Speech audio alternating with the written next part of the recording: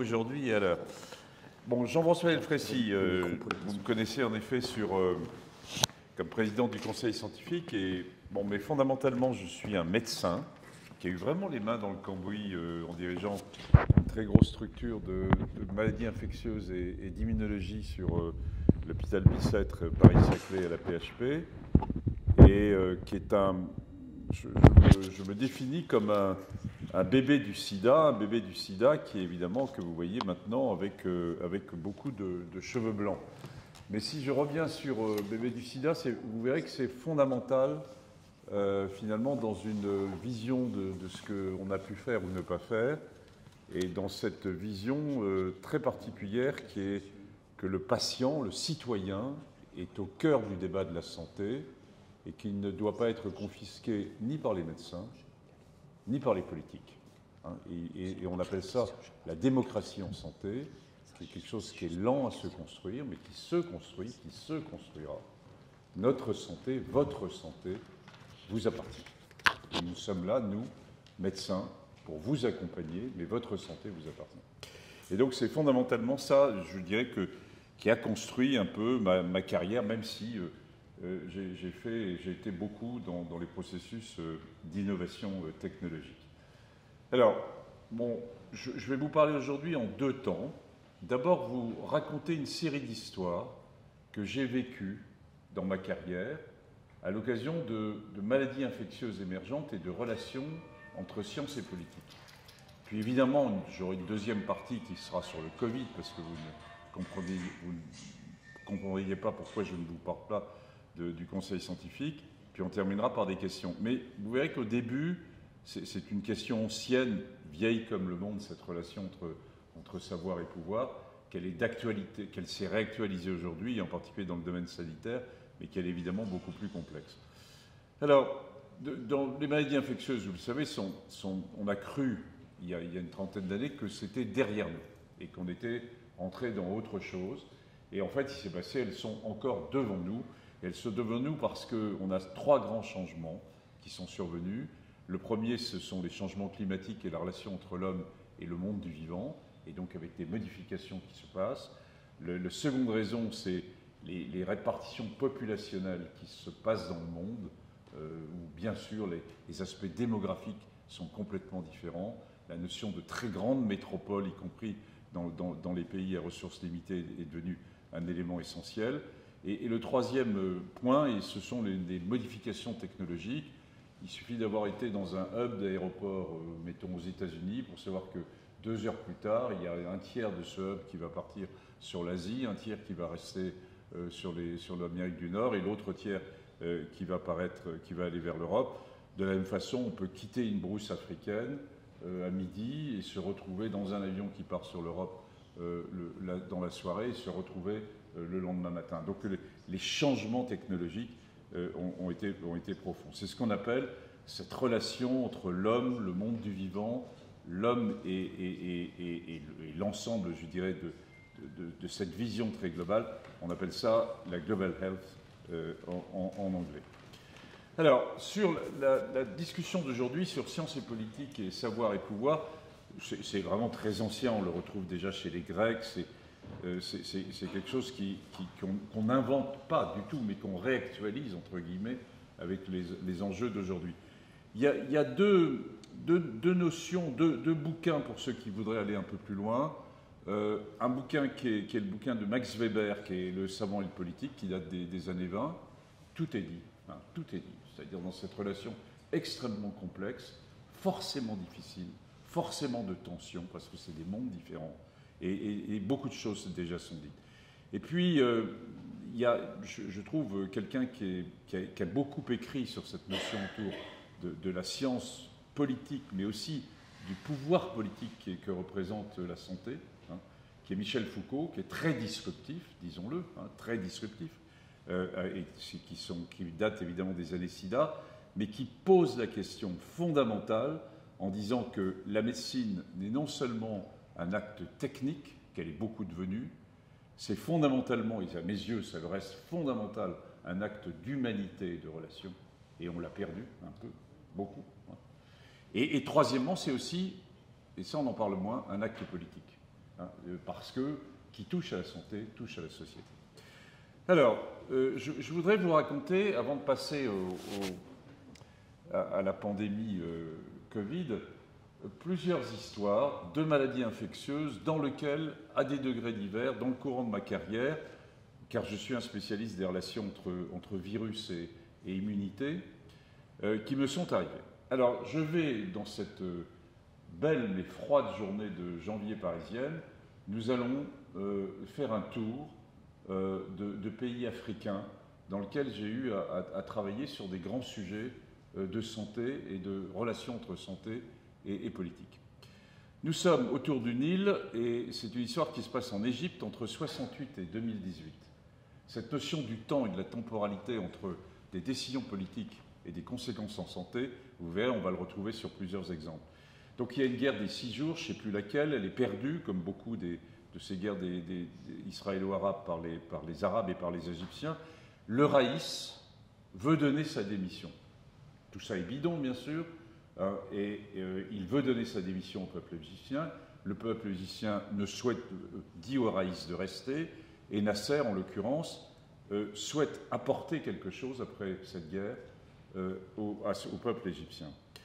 Et donc, il existait à l'époque une maladie très particulière qu'on appelle la bilharziose, à schistosoma hématobium, mais retenez le mot de bilharziose, qui est une bilharziose à visée urinaire qui entraîne des conséquences importantes sur des saignements, des tumeurs, des destructions progressives rénales. Et le Nil était infecté par la bilharziose. Or, arrivait un nouveau médicament des États-Unis qui était juste disponible, et le Raïs achète ce médicament. Donc on est là dans une vision du politique qui souhaite rendre service à son peuple et qui prend une décision d'essayer de lutter contre une maladie infectieuse existante. Et là, c'est une catastrophe annoncée, où ce médicament se fait par voie intramusculaire. Il y a un processus qui se met en place avec, vous voyez, une rationalité extrêmement forte, avec une même seringue et une même aiguille, où on ne vaccine pas, on fait une injection de ce médicament à plus de 500 personnes en très peu de temps. Et toute la vallée du Nil va recevoir ces injections intramusculaires. Tout va bien, la bilharziose régresse sur la vallée du Nil. Les enfants égyptiens peuvent commencer un peu à se baigner, à se rebaigner dans le Nil. Et puis 20 ans plus tard, on voit apparaître, dans les années 2000, des séries d'atteintes hépatiques, des insuffisances hépatocellulaires, des cancers du foie, et ils sont liés avec ce qu'on appelait à l'époque l'hépatite non A non B, qui ensuite on a été capable de faire des sérologies, puis ensuite de les détecter au niveau moléculaire, et il s'agit, d'une infection par l'hépatite C. Plus de 17 millions d'Égyptiens ont été infectés par des injections intramusculaires faites 20 ans plus tôt, et ont fait de l'Égypte le pays qui avait le plus forte prévalence pour l'hépatite C.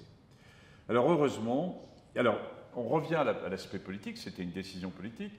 Il y a une négation des politiques, parce que c'était nié, les politiques égyptiens, Nasser était mort depuis longtemps, et il nie le fait qu'il y avait une relation de cause à effet, ou même le fait qu'il y avait une pandémie d'hépatite C en Égypte. Et puis les choses finissent toujours par sortir en médecine. Et évidemment, il y a des experts égyptiens qui s'y mettent, et finalement on s'aperçoit qu'il s'agit bien d'hépatite C. J'étais à l'époque directeur de l'Agence nationale de recherche sur le sida et les hépatites virales, et on nous a appelés au secours pour organiser, entre guillemets, la prise en charge, l'organisation du dépistage en Égypte. Et les Égyptiens ont été très remarquables. Ils ont, après une phase de négation, ils ont été extrêmement positifs et agressifs. Et ils ont construit des usines avec les nouveaux médicaments actifs sur l'hépatite C à partir des années 2014-2015, des médicaments génériques, et actuellement il y a une sorte d'éradication de l'hépatite C qui est en train de se produire en Égypte. Donc vous voyez, sur une décision politique, on se retrouve 30 ans plus tard avec une pandémie d'hépatite C. Deuxième histoire, dans laquelle j'ai été aussi impliqué, le fleuve Sénégal. Vous voyez, je vous ai promis un tour de l'Afrique et on va faire le tour de l'Afrique. On est dans les années 80, on est à Saint-Louis du Sénégal, c'est au nord de Dakar, le fleuve Sénégal se jette dans l'Atlantique. Il y a une sorte de grande lagune, pour ceux qui y sont allés, c'est une ville magnifique. Et il y a une pénétration de l'eau salée qui remonte le fleuve Sénégal sur environ 250 km ou 300 km, voire plus peut-être. La Banque mondiale décide la construction de 2 barrages dans les années 80 avec un double objectif. Premièrement, faire de l'énergie hydroélectrique et liée au marais. Et deuxièmement, de limiter la teneur en sel du fleuve Sénégal, parce que toutes les berges du fleuve Sénégal, elles ne pouvaient pas être cultivées parce que c'était trop salé. Les barrages sont construits, tout va bien. La vallée du Sénégal devient une vallée extrêmement riche, verte. C'est le producteur de légumes de toute cette partie d'Afrique de l'Ouest, et Dieu sait qu'on est dans une zone difficile. Mais dans le même temps, 5 ou 6 années après la construction des barrages, alors que l'eau salée du fleuve Sénégal a progressivement diminué, on voit apparaître Schistosoma hematobium, dont je vous ai parlé précédemment, qui était dans le Nil, qui là n'existait pas parce qu'ils étaient protégés par l'eau salée, et qui apparaît puisque l'eau est moins salée. Et on voit une série de petits gamins qui n'étaient pas touchés du tout par la bilharziose, qui sont touchés par la bilharziose. Et le politique se trouve dans une situation extrêmement difficile, où d'un côté, on a un bénéfice au niveau des populations en termes économiques, et de l'autre côté, un bénéfice, enfin une perte de bénéfices pour une jeune génération qui est en train d'acquérir la bilharziose. Que faire? Eh bien, évidemment, se tourner vers la science et se dire, mais est-ce qu'on ne peut pas construire un vaccin contre la bilharziose? Et il y avait des équipes, en particulier des équipes françaises à Lille, sous l'égide du professeur Capron, qui pensaient avoir trouvé un vaccin contre la bilharziose. Il y avait eu, vous savez, c'est une longue histoire, l'histoire des vaccins. Elle a été plus rapide sur le Covid, mais à l'époque, c'était une longue histoire. Et il y a eu plusieurs années de progression pour essayer de voir si finalement ce vaccin était efficace. Puis on en arrive toujours au dernier essai, qui permet de voir un essai de phase 3, qui permet de voir si c'est efficace ou pas efficace. Et j'étais à l'époque, là aussi, toujours directeur d'agence, et je reçois les résultats de cet essai international avec un résultat négatif. Le vaccin monté par l'équipe de Lille ne protégeait pas de façon significative contre la bilharziose. Et il a fallu aller rendre ce résultat aux autorités sénégalaises qui, elles, étaient persuadées que puisqu'on faisait un essai avec le vaccin, cet essai allait être positif, qui n'avait pas totalement intégré le fait que, voilà, avec un essai vaccinal, on n'est jamais sûr du résultat. Et ça a été une des journées les plus difficiles, parce que je me suis rendu compte le matin, la veille en arrivant à Saint-Louis-du-Sénégal, qu'il y avait un misfit complet sur l'interprétation de ce qu'allaient être ces résultats. Et vous voyez l'extrême complexité, puisque par ailleurs, cette vallée du Sénégal était devenue, et est toujours d'ailleurs, un endroit je dirais, de production maraîchère et important. Donc voilà, ils en sont là. Les enfants du fleuve Sénégal sont traités, vont se baigner, attrapent la bilharziose, sont traités par ce fameux médicament dont je vous ai parlé au départ, et le politique qui avait pris cette décision de barrage n'a toujours pas compris pourquoi, quand on parlait d'un vaccin, il n'était pas efficace. Alors, troisième histoire, c'est l'Afrique du Sud dans les années 96-2006. Donc on va vers le sud de l'Afrique, où l'Afrique du Sud, à ce moment-là, est le pays le plus touché par le VIH-Sida. En 96 arrivent les médicaments, ces fameuses trithérapies dont vous avez entendu parler, qui ont changé complètement la donne dans la prise en charge des patients VIH. C'est l'époque où on disait les médicaments sont au nord, les malades sont au sud. Et le pays le plus touché, la prévalence la plus forte, c'est l'Afrique du Sud. Et la ministre de la Santé d'Afrique du Sud, avec le nom que vous avez sous les yeux, mais qu'on a appelé le docteur Betrave, entre guillemets, niait l'existence du VIH. Elle était dans le pays qui était le plus touché au monde par le VIH, par le sida, et elle niait l'existence du virus. Et elle pensait qu'on pouvait, justement, on l'avait appelé le docteur Betrave, qu'en effet, avec des extraits de betterave, on était capable de traiter. Donc elle va retarder par absence de décision. Pendant une période de 3 à 4 ans, l'arrivée des antirétroviraux en Afrique du Sud, retardée, et on estime qu'il y a plusieurs centaines de milliers de patients qui sont décédés à cause de cette non-décision, qu'il y a des millions d'enfants qui ont été contaminés par transmission mère-enfant. Les choses ont un tout petit peu bougé lors d'une conférence internationale qui avait lieu en Afrique du Sud, où un des juges blancs, dans ce qui était à l'époque ce pays qui était en train de devenir, on était juste à la fin de Mandela, et qui était en train de devenir, donc avec un pouvoir de l'ONC, chez les Africains.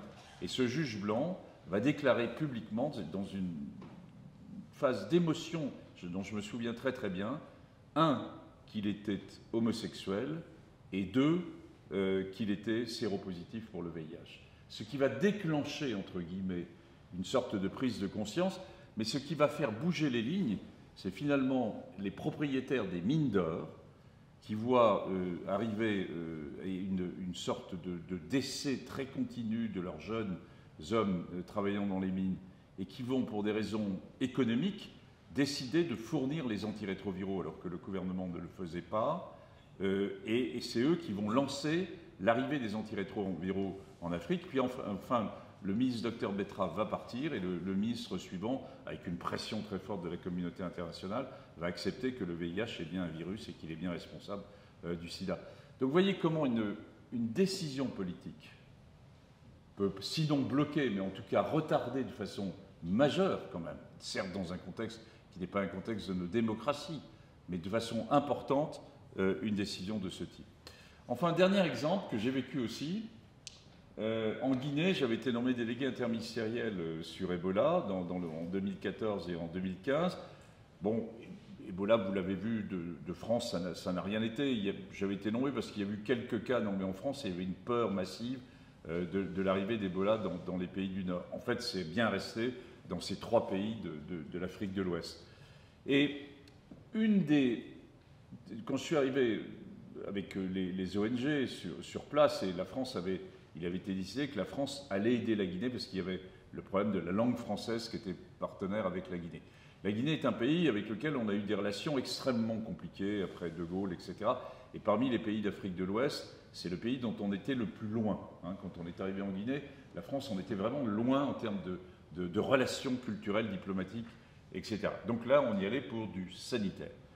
Et on s'est très vite aperçu qu'un des points de contamination était les enterrements. Enterrements dans un contexte musulman qui dure quelques jours, où on peut toucher les patients, qui sont les personnes qui sont décédées, et ensuite on se serre les mains, on s'embrasse, et c'est comme ça que Ebola passait très rapidement, et à la suite d'un enterrement, on avait la chaîne de contamination avec Ebola. Par ailleurs, les ONG qui avaient décidé de supprimer les enterrements et surtout de prendre les patients qui étaient décédés, de les mettre dans des sacs blancs. Et le sac blanc, dans la religion musulmane, correspond à quelque chose de rejet, un peu. On l'a appris dans un deuxième temps, je veux dire. Et ce qui fait qu'il y avait des familles qui voyaient partir la personne de la famille qui était touchée par Ebola. Il y avait 80% de mortalité au départ, et qui étaient mis enfermés, isolés, puis ensuite, quand ils décédaient, mis dans un sac blanc et mis dans une fosse avec de la chaux-vive. Vous imaginez qu'en termes de relations sociétales, on était peut-être dans du sanitaire pur et dur, mais qu'en termes de relations sociétales, on était évidemment dans quelque chose de proche de zéro. Et on s'est très vite rendu compte de ça. Les ONG étaient caillassées, c'est-à-dire que vous aviez des gens de la Croix-Rouge, de MSF, qui étaient rejetés par les populations. Donc j'ai été amené à en discuter avec le président Condé, qui, pour des raisons politiques, là aussi on rejoint bien notre débat, a refusé de rentrer dans cette discussion avec les imams. Vous savez que dans la religion musulmane, il n'y a pas de hiérarchie comme dans la religion catholique ou protestante, et un petit imam d'un petit village peut être aussi important que l'imam d'une très grande ville, donc il fallait essayer de convaincre. Et finalement, on a été amené à faire une réunion avec l'ensemble des imams, à leur expliquer le pourquoi du comment on était amené à essayer de couper la chaîne des enterrements. Et tout ceci s'est fait en dehors du problème politique et en dehors de Condé, qui avait refusé à l'époque, pour des raisons politiques, eh bien, de rentrer en conflit avec la hiérarchie ou la pseudo-hiérarchie musulmane. Bon, vous voyez que c'est des exemples qui n'ont strictement rien à voir et c'est des conclusions provisoires. Il y a eu d'excellentes choses décidées par les politiques en termes de santé publique, et vous les avez là. Mais c'est pour vous montrer cette relation complexe qu'il y a sur de grands sujets de santé et de santé publique entre certaines décisions qui peuvent être prises au niveau politique, avec plus ou moins d'expertise qui les accompagne, et les conséquences qu'il peut y avoir pour nos sociétés. À l'inverse, et avant que je passe sur le Covid-19, disons aussi que les médecins et la communauté médicale peut être responsable de relations troubles, voire extrêmement négatives, dans ses relations avec le politique. Je vous rappelle, et je dirige actuellement le Comité consultatif national d'éthique français, que l'éthique médicale moderne a été construite à partir des procès, du deuxième procès de Nuremberg, pas le premier procès étant sur les dirigeants nazis. Le deuxième procès de Nuremberg porte sur les médecins qui avaient accompagné le pouvoir nazi pour faire un certain nombre d'expériences au nom de la science et de la médecine sur des sujets juifs et non juifs, mais majoritairement juifs, dans les camps de concentration. Et quand on regarde qui étaient les médecins qui s'étaient, je dirais, qui avaient porté ces expériences au nom de la science, entre guillemets, au nom de la science, il ne s'agissait pas de petits médecins, il s'agissait des grands patrons allemands de Berlin, de Munich, et à l'époque, la médecine allemande, en Europe, était la médecine très largement dominante, beaucoup plus forte, entre guillemets, beaucoup plus avancée scientifiquement que la médecine française, par exemple, juste avant la guerre de 40. Donc ça veut dire que là, il y avait bien eu une déviation majeure de la relation entre science et politique, ou entre savoir et pouvoir. Et c'est là-dessus qu'a été construite la vision de l'éthique moderne, se disant que la science est nécessaire, mais qu'on ne peut pas la suivre à tout point de vue, et que l'idée même de pouvoir construire de la science sur les sujets qui étaient en camp de concentration, évidemment, était quelque chose d'absolument horrible et qui a justifié cette construction du procès de Nuremberg. Donc vous voyez que dans cette relation complexe, heureusement, sur Covid, on n'en est pas du tout arrivé là, on reste une belle démocratie en France. La relation entre savoir et pouvoir, on a tendance toujours à taper sur nos politiques. Il faut être beaucoup plus nuancé que ça. C'est quelque chose qui est compliqué également de la part des scientifiques eux-mêmes et dans le domaine de la santé des médecins eux-mêmes. Et l'équilibre doit être évidemment trouvé. Alors, voyons maintenant Covid-19. J'ai été nommé donc président du conseil scientifique juste avant le confinement, le premier confinement, donc autour du 15 mars 2020, parce que j'avais probablement attiré l'attention en disant à mes yeux, des autorités, en leur disant qu'à mes yeux, on se trompait complètement.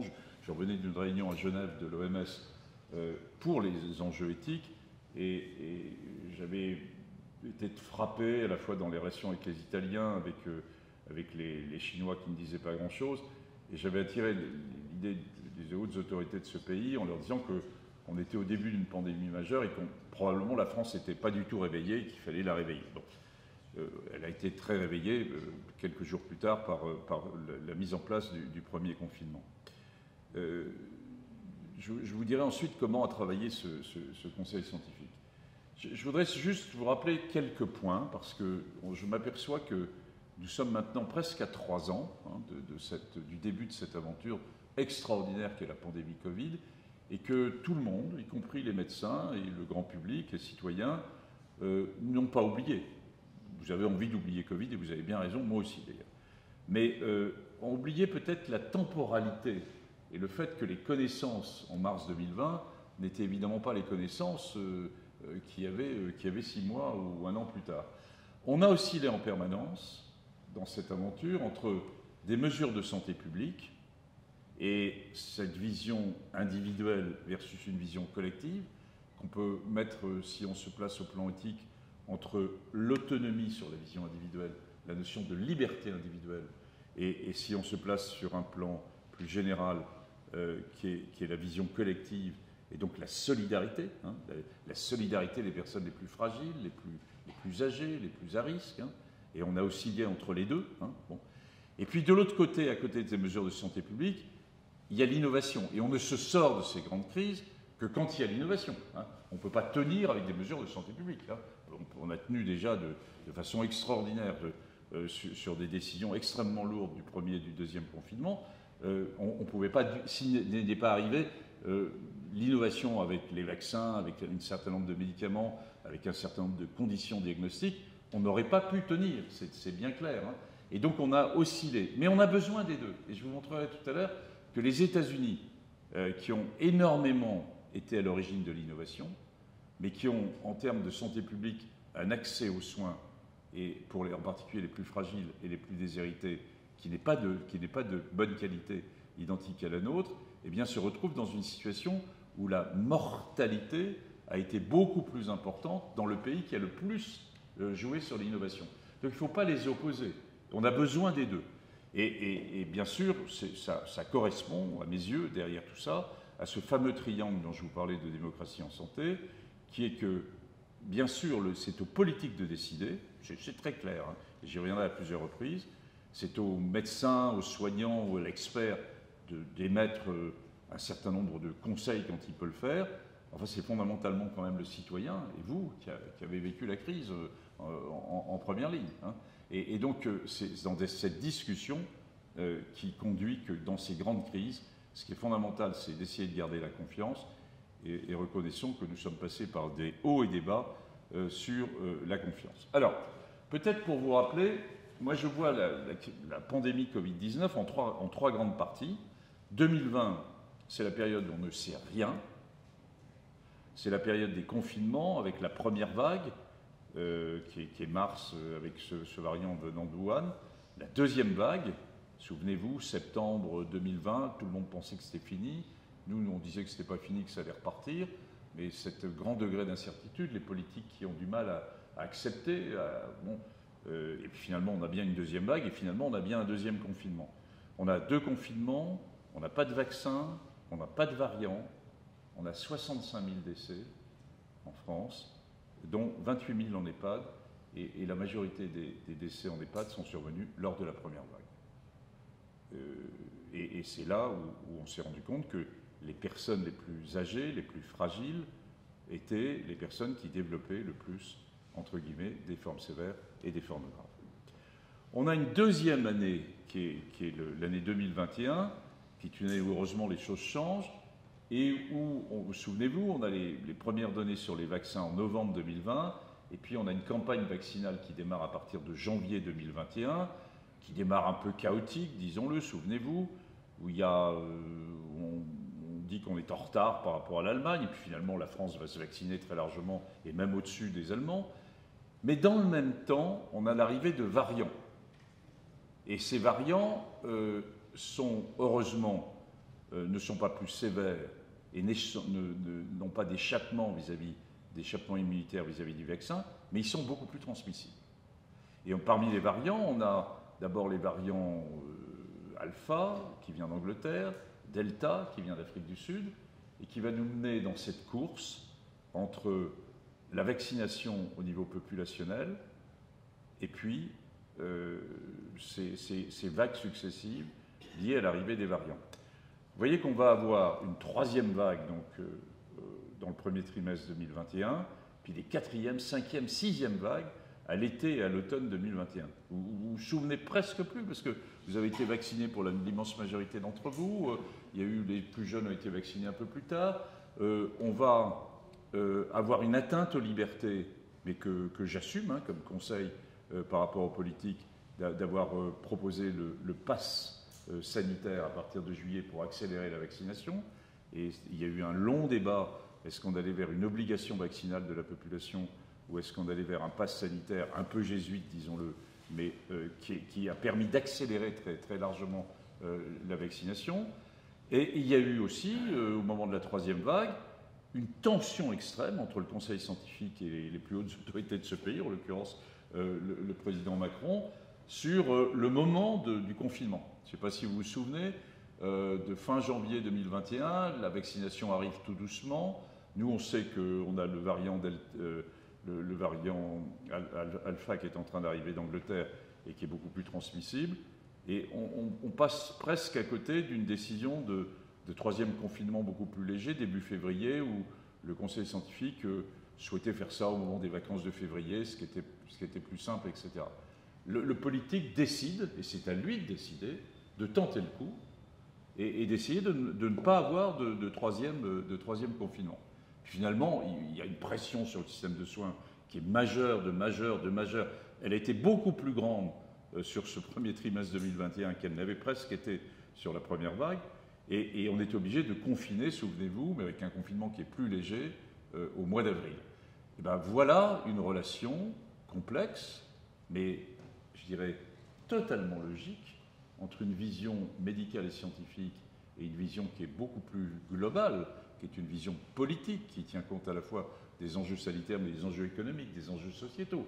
Et c'est bien aux politiques de décider, il n'y a aucune ambiguïté, il n'y a jamais eu d'ambiguïté dans une démocratie comme la nôtre. Quand on a parlé d'un troisième pouvoir médical, oubliez, c'est encore des bêtises des médias. Alors, la troisième année qu'on vient de terminer, le début de la quatrième année est à peu près dans le même genre, on est vacciné. La France, finalement, a une résilience extraordinaire sur le vaccin. Vous avez prédit qu'il y aurait un frein sur la vaccination. Finalement, les gens vont se faire vacciner. Vous allez vous faire vacciner. On va aider à ça avec le pass sanitaire, l'obligation vaccinale chez les soignants.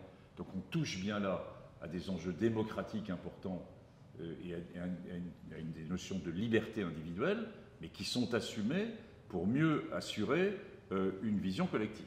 C'est très clair, et on a poussé le politique à prendre ce type de décision.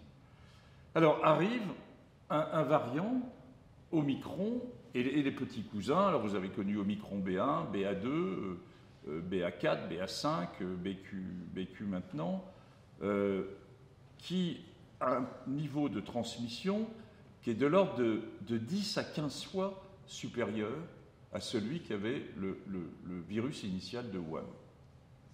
Donc on est dans un monde différent. Heureusement, il n'est pas plus sévère et il n'échappe pas à la vaccination. Donc ça explique qu'exactement il y a un an, pile, nous tournions en France à 500 000 contaminations par jour.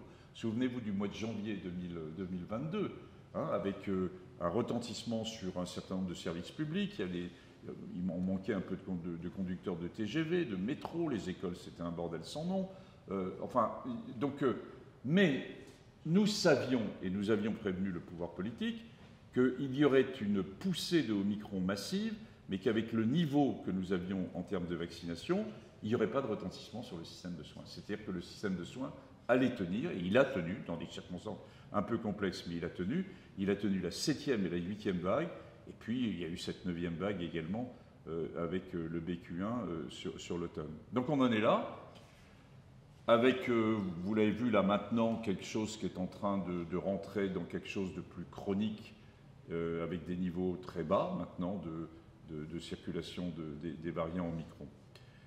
Parce que, en face, on a une population qui est très immunisée, soit parce qu'elle a été infectée, soit parce qu'elle a été vaccinée, le vaccin ne protégeant pratiquement pas contre la transmission.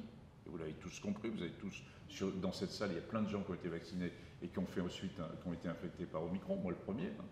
Mais les vaccins protègent très bien contre les formes sévères et contre les formes graves. Ils font le job donc qu'on leur demande pour avoir ensuite une population qui a le moins d'impact sur le système de soins.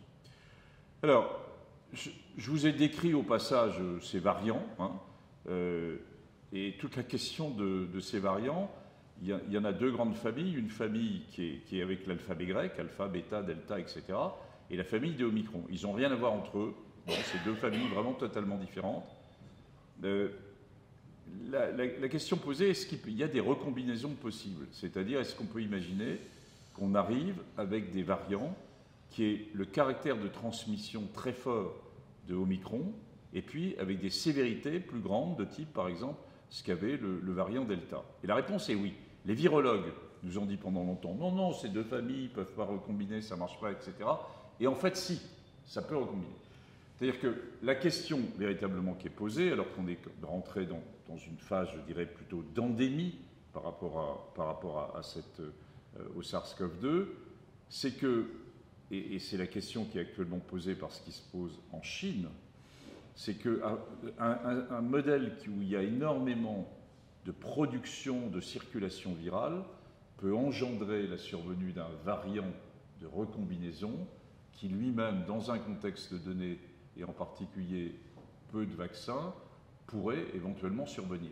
Ce n'est absolument pas le cas en ce moment, hein, je vous rassure, y compris ce qui tourne en Chine est vraiment du Omicron de type BA5, mais on ne peut pas l'éliminer. On ne peut pas l'éliminer. C'est-à-dire qu'à un moment donné, il y ait la combinaison d'un variant extrêmement transmissible associé avec des facteurs de gravité qui sont liés en fait à des mutations qui existent sur les facteurs d'attachement qu'il peut y avoir. Alors, quand on reprend toute l'histoire que je viens de vous résumer rapidement, dont vous partagez ou pas ce que je viens de vous indiquer, mais on pourra en discuter, il faut voir qu'il y a une temporalité qui est très différente, c'est-à-dire que, et qui pose la question des incertitudes que nous avions majeures par méconnaissance de tout ça, par une complète méconnaissance en mars, avril, mai 2020, hein, et où il a fallu aller au plus rapide. Et puis ensuite, heureusement, l'innovation, la médecine, elle est faite pour là, la recherche, etc., elle a été de façon extrêmement rapide, et on l'a vu sur les vaccins, c'est miraculeux l'arrivée de ces vaccins mRNA, de par la rapidité avec laquelle ils sont sortis. Ils ne sont pas sortis de nulle part comme on l'entend parfois, ils sont sortis parce qu'il y a eu de la recherche fondamentale depuis des années sur le concept même de ce qu'était le mRNA comme un outil possible, hein. Donc ce n'est pas non plus sorti à l'occasion du Covid, il y avait des grandes équipes de recherche qui travaillaient sur le sujet. Mais les bases de données, les médicaments, les premiers médicaments avec le Paxlovid par exemple, sont sortis en 18 mois. Moi je me souviens de la discussion que j'avais pu avoir avec le président de la République qui me disait « mais dans combien de temps vous pensez qu'on aura des médicaments ?» Moi je lui ai dit 3-4 ans.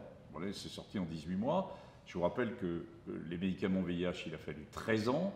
Les médicaments contre l'hépatite C, dont je vous l'avais parlé tout à l'heure, il a fallu 9 ans. L'immunothérapie dans le cancer, qui est une vraie révolution, il a fallu 14 ans.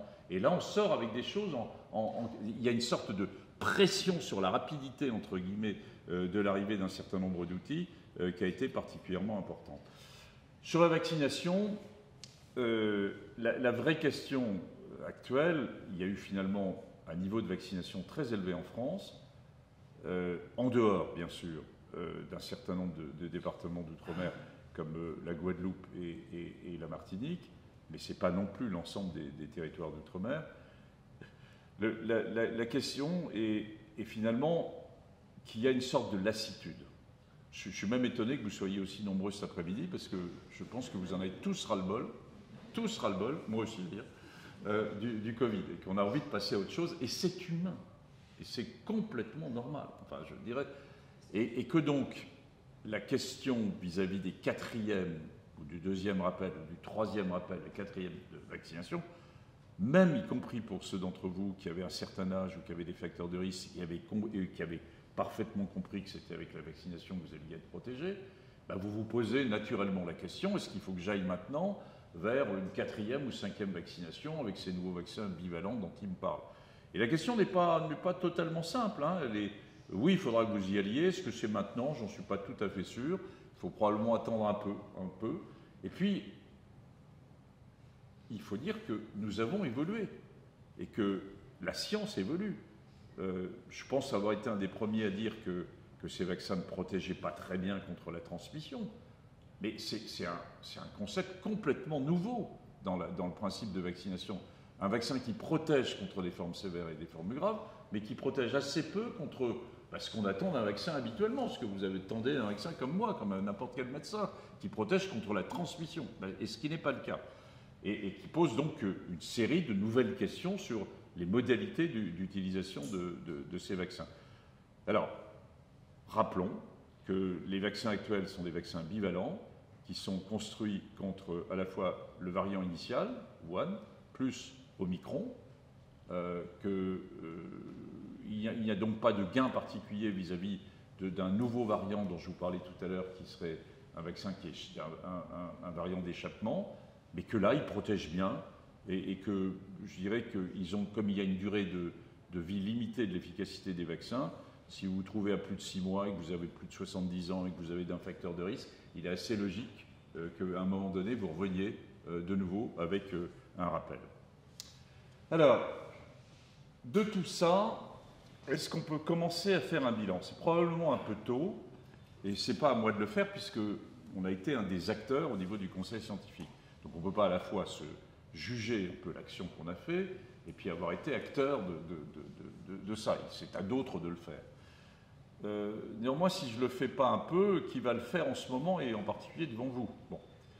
Alors, quel est le marqueur finalement de réussite ou de non-réussite de la réponse politique globale, je dirais, qui a pu être donnée à Covid? Puisque vous savez qu'il y a eu beaucoup de discussions, beaucoup de points d'interrogation. Est-ce que cette stratégie de vivre avec, telle que nous l'avons portée, était-elle la bonne stratégie par rapport à zéro Covid, tel qu'il a été porté par un certain nombre d'autres structures? Ou encore, ceux qui disaient, on aurait dû tout laisser ouvert, et puis on aurait vu ce qui se passait. Alors, on a un marqueur, qui est un marqueur qui n'est pas français, qui est un marqueur international, qui est fait par des équipes complètement indépendantes, etc., qui essaie de prendre en compte la perte de durée d'espérance de vie durant les 3 dernières années. Alors c'est un peu tôt encore, c'est un peu... bon, mais donc quand on perd de l'espérance de vie pour un pays, ça tient compte de l'ensemble de ce qui a conduit à la perte d'espérance de vie, c'est-à-dire le Covid et puis le non-Covid. Donc ça prend les mortalités liées au Covid et au non-Covid. Donc ça prend en compte éventuellement, par exemple, le fait que si on s'est beaucoup occupé du Covid, on ne s'est peut-être pas suffisamment occupé d'autres pathologies qui ont été retardées avec des retards de prise en charge, etc., ce qui est souvent discuté. Bon. Et sur lesquels c'est très difficile à mesurer. Mais ce qui est plus facile à mesurer, en tout cas pour les grands pays, c'est leur mort. Parce qu'il y a un système de recueil de la mortalité qui est bon. Il est bon dans les grandes démocraties européennes, il est moins bon en Inde, il est moins bon au Brésil. Donc c'est pas non plus une valeur absolue. Mais ça permet quand même d'avoir des choses un peu solides. Et quand on regarde finalement la perte d'espérance de vie, on s'aperçoit qu'en France, on a perdu environ 3 mois par rapport à ce qui se faisait de façon précédemment, à la période d'avant. L'Allemagne, elle, a perdu plus que nous. Vous vous souvenez qu'on a toujours couru après l'Allemagne, comme toujours, en disant « regardez les Allemands ce qu'ils font, ils font mieux que nous, etc. » Bon, là, ils perdent 6 mois. L'Angleterre perd encore plus, plutôt 8 à 9 mois. L'Italie et l'Espagne aussi. Ce qui est intéressant, c'est les États-Unis, je vous en ai dit un mot tout à l'heure, 2,4 ans de perte d'espérance de vie. Ce pays qui a trouvé les vaccins, ce pays qui a finalement avait les équipes de recherche, a trouvé le Paxlovid, le seul médicament ayant une activité antivirale.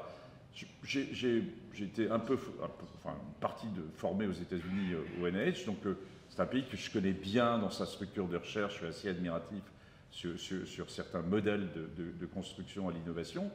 Mais à l'inverse, dans cette balance avec les enjeux de santé publique, l'accès aux soins pour les plus démunis, l'accès aux soins pour les Afro-Américains, l'accès aux soins surtout pour les Hispaniques, a été de très mauvaise qualité, moyennant quoi ils perdent enfin, vous vous rendez compte, entre moins 3 mois et 2,4 ans, c'est considérable. Les États-Unis n'avaient jamais vécu une régression pareille en termes de durée de vie liée, associée durant la période Covid, durant cette période-là.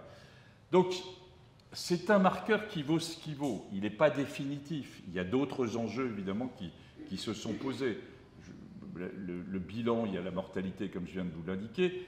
La France est le pays qui a gardé, et ça a été vraiment une impulsion politique, le plus longtemps les écoles ouvertes, et avec une vision que les écoles étaient un lien social aussi pour les familles les plus défavorisées, et que c'était un enjeu important. Et c'est le pays qui, dans le monde, a gardé le plus longtemps les écoles ouvertes. Et économie, c'est complexe parce que, bon, ce n'est pas de mon domaine. Il s'avère qu'il y a eu beaucoup d'argent de donné, vous le savez. Il s'avère que quand on regarde quand on regarde les grands classements économiques, finalement, on est aussi un des pays qui, semble-t-il, s'en sort pas si mal que ça. On est en train de le voir actuellement, mais je ne me lancerai pas là-dedans, qui n'est pas mon domaine. Sur les autres enjeux, sur les aspects de recherche, on n'a bien sûr pas trouvé d'axe. Et ça restera dans votre tête en disant comment les scientifiques français, finalement, ou Sanofi, est passé à côté d'un vaccin contre le Covid. Et ça reste fondamentalement une question sur laquelle il faut qu'on fouille ça. Mais je vous indique aussi, et vous avez les chiffres, parce que les chiffres ont de la valeur, nous avons mis en France 600 millions d'euros sur la recherche. Ce qui est rien. Hein, le coût de la crise Covid, il est estimé entre 15 et 17 milliards d'euros. Hein. L'Allemagne a mis 3 fois plus que nous. Les États-Unis, 15 milliards de dollars. Donc évidemment, on ne peut pas non plus... ce pays a, vis-à-vis de ses chercheurs, dans son ensemble, une vision, et j'y reviendrai, du politique, qu'il ne connaît pas bien, qu'il ne comprend pas bien. Et donc, tout n'est pas lié aux moyens. Enfin, il y a beaucoup de choses qui sont liées aux moyens. Vous voyez que l'Angleterre a mis plus, et qu'un pays comme les Pays-Bas met plus de la moitié de ce qu'on met. C'est-à-dire qu'à considérer que c'était un enjeu majeur d'investir dans l'innovation. Et bien même nous, dans ce temps de crise, on est un des pays, de l'OCDE qui avons le plus faible pourcentage consacré à la recherche, hein, par rapport aux grandes démocraties. Et vous voyez qu'y compris pendant cette crise, on l'a fait. Alors, dernier point avant qu'on aille sur la relation science et politique. Est-ce que cette crise a augmenté les inégalités en santé ? La France est un pays qui essaie, en tout cas, d'être égalitaire devant la santé, qui l'avait été relativement jusqu'à maintenant. Puis on sent bien qu'à la suite de Covid, il y a une tension formidable dans le système de santé et que l'accès à la santé est en train de commencer à être mis en cause, entre guillemets. Ce qui est frappant, c'est de voir que quand on regardait les hospitalisations, et a fortiori quand on regarde les décès, ce sont les personnes les plus âgées, les plus fragiles, mais aussi les plus socialement défavorisées qui ont été touchées.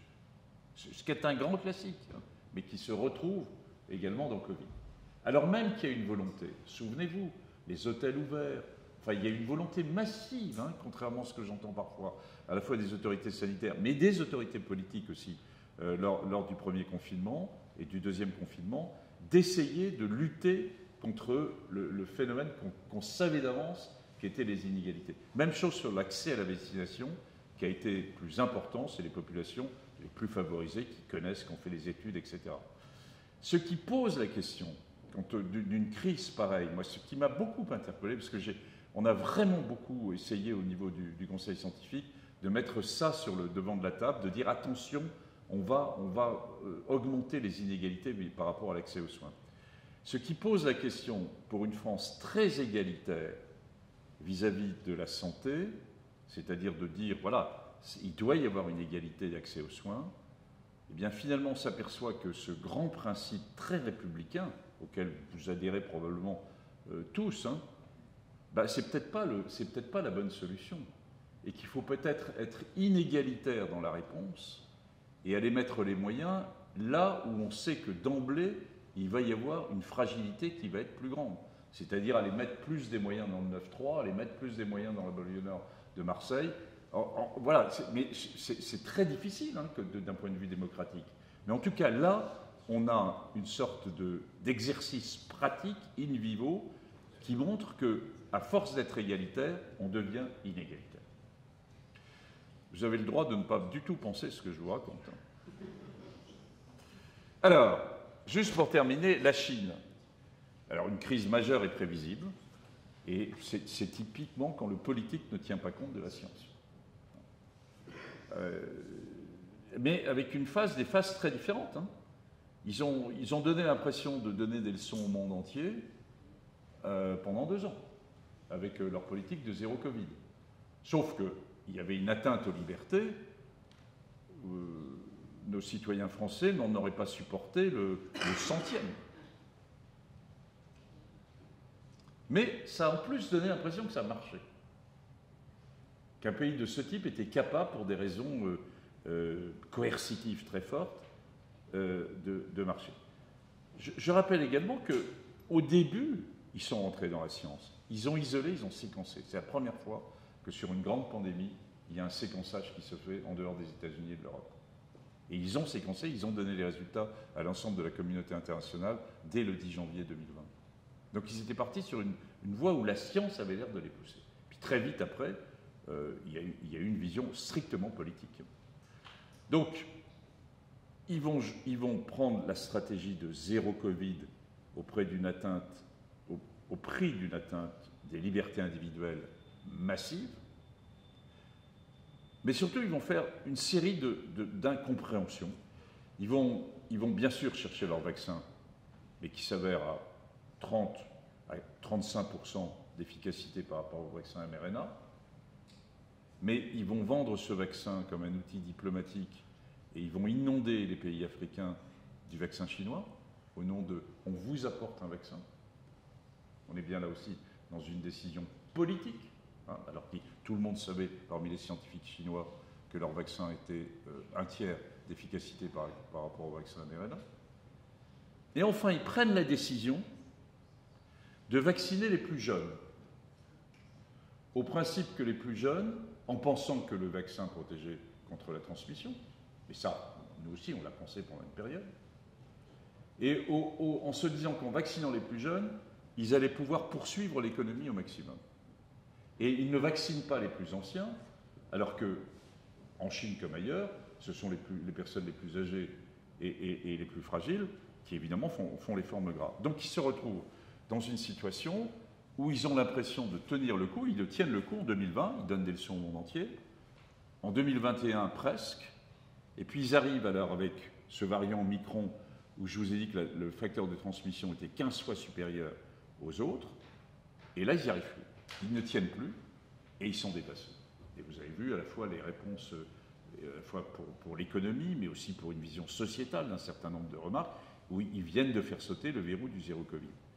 Mais ils sont dans le Covid pendant 1 an.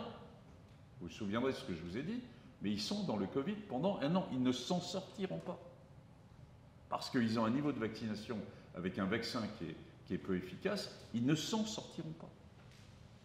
Ils vont s'en sortir auprès de mortalité très importante des personnes âgées et le gradient de lits de soins intensifs en Chine est extrêmement bas. Et avec une mortalité qu'on ne connaîtra pas, parce que et ça sera aussi avec une vision politique, mais c'est pour vous montrer que c'est l'exemple, à contrario, d'une construction strictement politique qui ne tient pas compte de la science, y compris pas de la science internationale, on aurait pu le comprendre, mais y compris d'un certain nombre de scientifiques chinois qui avaient prédit ça et qui se sont vus mis sur le côté dans le meilleur des cas et mis en prison dans un certain nombre de cas. Donc on est bien dans quelque chose où une autocratie, eh bien, peut conduire à quelque chose qu'on ne connaît pas encore. Le problème, c'est que ça peut conduire chez eux, mais ça peut conduire chez nous aussi, parce que c'est, comme je vous l'ai indiqué, c'est probablement à partir de la Chine que surviendra, s'il survient, un nouveau variant de recombinaison.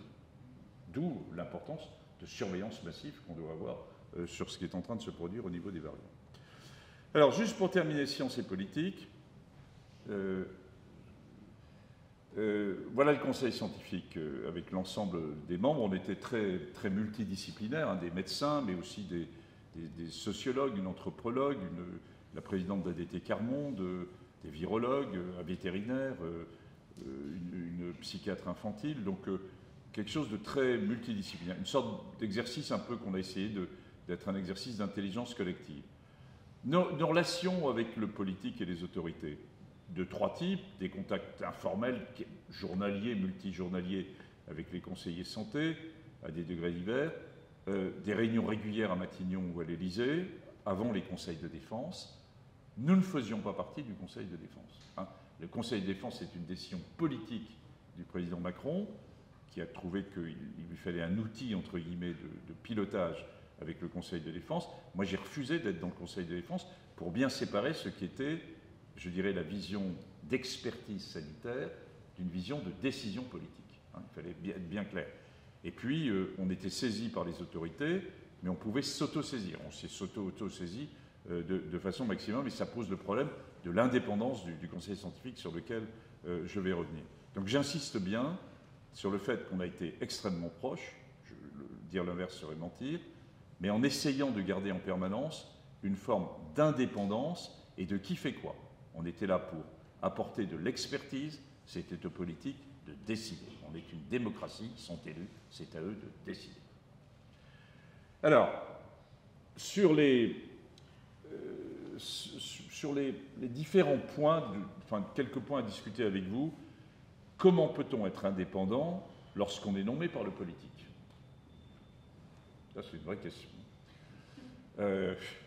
Alors, moi, ma réponse, elle est de bas étage, elle est de dire « Je ne connais pas plus indépendant qu'un médecin et qu'un scientifique français. » Je vous jure que c'est vrai. Pour avoir mené beaucoup d'équipes, nous ne sommes pas des hauts fonctionnaires. Un chercheur ou un médecin n'est pas un haut fonctionnaire. Il a une indépendance de pensée et de sa vie qui est... Mais ça, c'est du vécu. Vous n'êtes pas obligé de me croire. Donc, comment construit-on l'indépendance? L'indépendance, elle se construit en étant transparent. Et on a essayé de l'être, vous l'avez plus ou moins senti. C'est-à-dire que j'ai d'emblée souhaité qu'il y ait des avis, qu'il y ait des avis écrits, que ça ne soit pas seulement du conseil comme ça, et que ces avis soient publics. Et l'indépendance, elle se construit aussi quand on peut s'auto-saisir. C'est-à-dire qu'on n'est pas seulement en train de répondre à une question du politique, mais quand on peut soi-même mettre sur la table un certain nombre de questions, y compris qui le gênent. Néanmoins, c'est une vraie forme de discussion. Hein. Comment un conseil de novo, et moi j'avais proposé qu'on construise le conseil de façon très différente, c'est-à-dire qu'on s'appuie sur les patrons des agences sanitaires, mais il y avait une volonté très claire d'avoir un nouvel outil qui permettait d'avoir une réactivité, une transparence et une fluidité de réponse qui était beaucoup plus rapide que par les agences. Bon. Le deuxième, les Anglais par exemple, parce qu'en Europe finalement il y a eu quand même beaucoup de conseils scientifiques assez proches du nôtre. Les Anglais, eux, avaient décidé de ne pas être ni transparents au début, le sage anglais, ni ils ne voulaient pas être publics pour ne pas avoir d'ennui, je les comprends, hein, pour ne pas être sur les réseaux sociaux, je les comprends très bien. Ils ont tenu 3 semaines. Et au bout de 3 semaines, il a fallu qu'ils rendent des avis écrits et qu'ils soient évidemment publics. Mais c'est normal que les citoyens réclament de savoir, dans cette période extrêmement compliquée, qui sont les soi-disant experts, entre guillemets, dans ce doux bordel qui était l'expertise à un moment donné, que vous avez tous vécu, qui y a en face. Hein. Alors, deuxième notion, la notion du temps. La notion du temps des médias, c'est quelques heures. La notion du temps chez les politiques, c'est quelques jours. Et la notion du temps en médecine et en sciences, c'est quelques mois, ou voire même 2-3 ans. Donc comment arrive-t-on à avoir un dialogue quand on n'est pas du tout dans le même temps de temporalité? Et ça reste vrai, ça. Hein. C'est une vraie réalité. Et le temps, par ailleurs, on verra que le temps des politiques est un temps politique aussi où il y a un vrai temps de la vie politique. Souvenez-vous qu'on avait quand même eu 3 grandes élections, les municipales, les régionales et les présidentielles, durant cette période de Covid, même si les temps de Covid n'étaient pas tout à fait les mêmes. Le troisième point, c'est le doute, l'incertitude et une forme d'humilité. Les 500 personnes qui gouvernent la France, à des degrés divers, soit politiques, soit directeurs de cabinet, soit directeurs des grandes institutions, des grandes directions des ministères, sont à 95% issus de l'ENA. Ils n'ont pas fait de maths et de sciences, depuis la seconde et la première. Et inversement, après avoir dit ça, il y en a peut-être dans la salle, il y a une intelligence extraordinaire de ce milieu. Mais ça veut dire qu'ils n'ont pas de culture scientifique. Et ça, c'est quelque chose de très particulier. Alors vous allez me dire, ils ne sont pas là pour être des savants, ils sont là pour diriger. Hein. Mais quand on est à 95% avec un mode de direction et un moule qui est construit de la même façon, c'est quand même une vraie question. Moi, j'en sors là d'un point de vue démocratique avec une vraie question. Ce n'est pas du tout la même chose dans un certain nombre de grands pays. En Allemagne, une partie de la classe politique est issue, la notion de docteur a une valeur. Hein. On rappelle qu'Angela Merkel était elle-même issue de ce milieu-là. En Angleterre et aux États-Unis, c'est beaucoup plus hétérogène la façon dont se construisent les grands décideurs. En France, on a un modèle très très particulier. C'est-à-dire que les personnes qui nous dirigent, qui une fois de plus se sont très vite adaptées, hein, j'ai un regard un peu critique, mais pas complet non plus, parce qu'il y a eu une adaptation ensuite par rapport aux enjeux qui étaient en train de se poser au niveau de la santé, qui a été extrêmement rapide. Mais, à l'inverse, ils n'ont pas cette culture-là. Cette culture du doute, cette culture de « je fais 2 pas en avant, 1 pas en arrière ». Enfin, alors vous allez me dire, vous êtes gentil, mais si vous êtes médecin, si vous faisiez toujours 2 pas en avant, 1 pas en arrière, ça ne va pas du tout. À un moment donné, il faut bien décider. Un chirurgien, il doit bien prendre la décision d'opérer. Bon. C'est vrai, mais on est construit quand même en sciences et en médecine avec la notion de décision collégiale et du doute. Là, la notion du doute est beaucoup plus compliquée dans ces 500 personnes qui nous dirigent. C'est une vraie question, et d'ailleurs, ce n'est pas moi seulement qui la pose. Hein. Alors, elle est très, vous allez me dire, mais elle est sensible dans d'autres domaines. Ils sont là pour diriger, ils ne peuvent pas connaître à la fois parfaitement l'économie, la médecine et les sciences, et je dirais les évolutions des modifications climatiques. Et il faut qu'ils s'adaptent, qu'ils s'appuient justement sur l'expertise pour prendre leurs décisions. Je suis d'accord, je suis d'accord. Néanmoins, quand on a un bloc de gens qui sont uniquement issus du même milieu et qui sont loin de la science, ça explique pourquoi ce milieu français des hauts dirigeants est très loin de la recherche, beaucoup plus loin que dans le milieu anglo-saxon, beaucoup plus loin que ce qui se passe en Angleterre et aux États-Unis, par exemple. Et c'est une vraie question. Alors, je ne suis pas le seul à m'être posé la question, comme ils sont très intelligents, ils ont évolué, et 2, ils se sont aussi posé la question, et dans les réformes à la fois de la nouvelle ENA, de Cour des comptes, des conseils d'État divers et variés, enfin de toutes nos grandes instances, on est en ce moment très invité à avoir une réflexion et une formation scientifique des jeunes de la génération intermédiaire pour les former à certains aspects de grandes questions scientifiques qui sont sur la table. Mais il y a un problème de formation. Moi, j'en suis réellement posé. De l'autre côté, de la part des scientifiques, parce que tout n'est pas dans un sens, il y a une sorte de ne pas vouloir toucher à sa science, de ne pas vouloir mettre les mains dans le cambouis, et de se dire « Ah mais moi, je suis là pour faire de la science, je ne suis pas là du tout pour discuter et aider à des décisions de stratégie politique, y compris si elles sont au plan national. » Donc il y a aussi une non-formation de la part des scientifiques à avoir ce dialogue vis-à-vis des décideurs politiques. Donc il y a ce chemin de culture qui est à partager. Alors, dernier point, et j'arrête après, et vos questions, l'anticipation.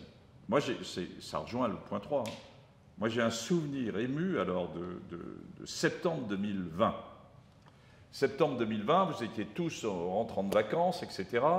Il faisait très beau, c'était un très bel été indien. Tout le monde pensait qu'il n'y aurait pas de deuxième vague et que nous étions sortis du Covid. Ah. Il y avait en plus un certain nombre de gens, de pseudo-experts qui à la télé disaient qu'en effet, il n'y aurait jamais de deuxième vague. Vous vous rendez compte, on est à la 8e. Bon. Et je nous vois encore avec Arnaud Fontanet, qui est un des membres que vous avez beaucoup vu aussi sur les médias, essayer d'expliquer les différences entre une courbe exponentielle, c'est-à-dire où vous avez une courbe qui démarre très très bas, lentement, puis qui ensuite fait ça, hein, bon, et une courbe de type géométrique qui monte progressivement. Et la courbe exponentielle est très piégeante, puisqu'on a l'impression pendant un certain temps qu'il ne se passe rien, alors que c'est en train de tourner de façon massive dans le silence, et puis brutalement, vous avez une accélération. Et donc, il fallait anticiper, prendre un certain nombre de décisions pendant la partie où on contrôlait encore un peu, pour éviter l'accélération.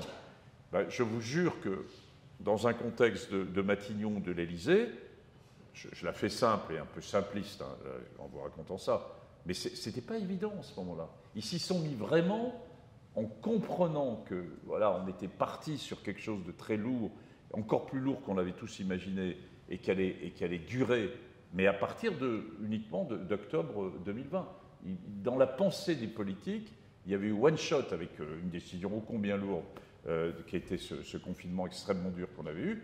Et puis voilà, on avait donné, il y avait beaucoup de moyens de mis, et c'était fini. Et ben non, on n'était qu'au début d'une longue histoire. Vous voyez la difficulté. Enfin, l'agenda, ben, je vous l'ai dit, il y avait l'agenda scientifique, mais il y avait un agenda politique. Il y avait quand même eu, évidemment, il y a eu des moments compliqués, et pour le Conseil scientifique, où, par exemple, quand on nous demandait ce qu'il fallait que les élections, alors je ne parle pas des municipales, mais même des élections régionales, anticipées en fonction du niveau de vaccination, comment elles pourraient se tenir, etc.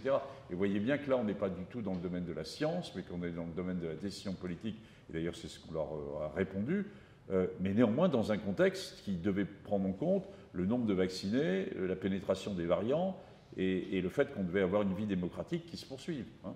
Et on voit bien la complexité de ce que ça peut être. Voilà, donc l'avis du fonctionnement du Conseil scientifique, c'est 59 avis, 22 notes, 300 réunions, 5 mini-séminaires, l'immense majorité de ces réunions via vidéo. On a fait tout ça gratuitement, hein, je le dis parce que pour mes membres du Conseil scientifique, contrairement à ce que j'ai entendu en disant qu'ils doivent gagner beaucoup d'argent et tout ça, pas du tout, nous n'avons pas été payés pour ça. Donc vous direz que soit on était, comme moi, avec une retraite de prof ou d'autres qui étaient chercheurs, etc., donc on était bien dans un modèle français.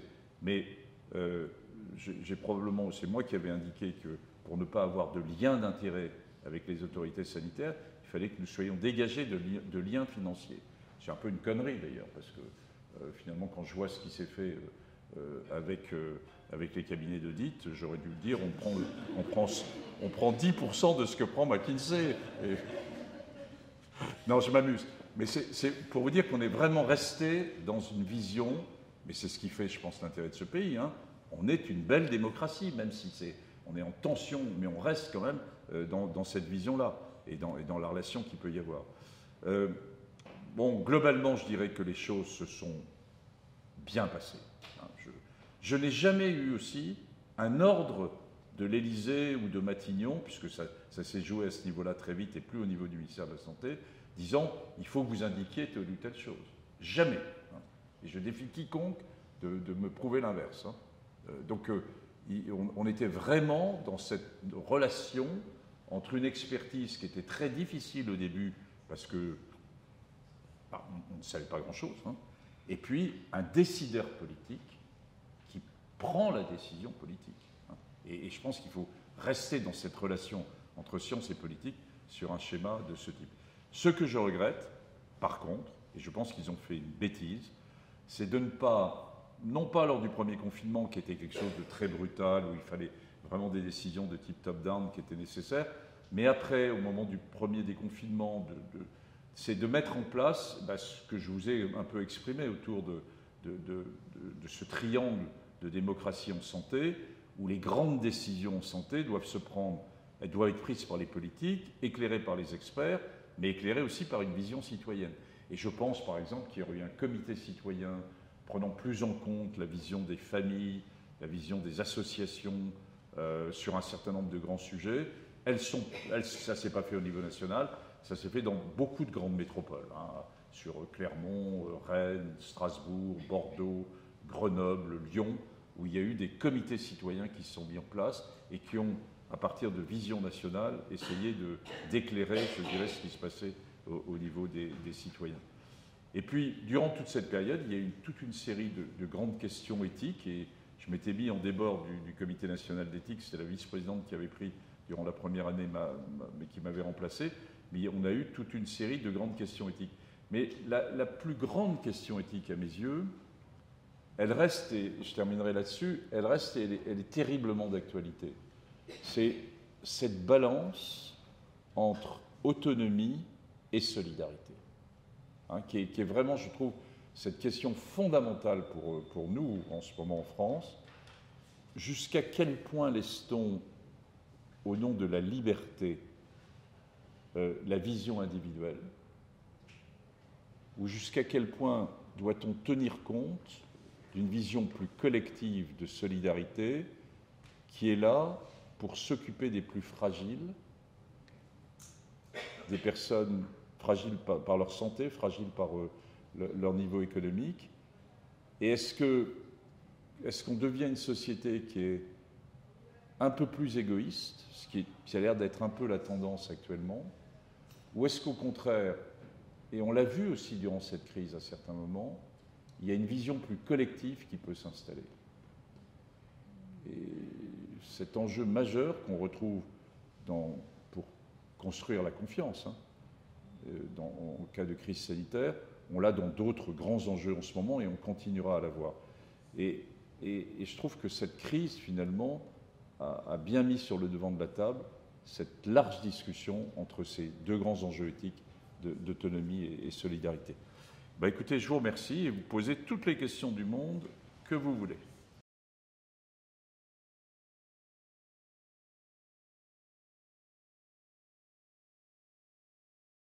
La réponse est oui, mais allez l'expliquer aux Chinois. Hein. D'abord, enfin, je vous ai rapidement raconté, mais ils se sont trouvés là en fin d'année 2022 et début 2023 dans une impasse où ils auraient pu poursuivre le zéro Covid. Hein. Ils ont les moyens de coercition qui leur permettaient probablement de poursuivre le zéro Covid. Mais on sentait quand même une société qui était en train de se tendre énormément, hein, avec une série de manifestations qui commençaient à arriver. Et puis au plan économique, c'était une catastrophe. Shanghai a quand même été confiné pendant un mois et demi au mois de mars-avril. Pékin a été confiné à des reprises. Ils recommençaient à confiner de façon majeure parce qu'ils sont dépassés par un variant qui a une transmissibilité extraordinaire qu'ils n'avaient pas anticipée. Bon.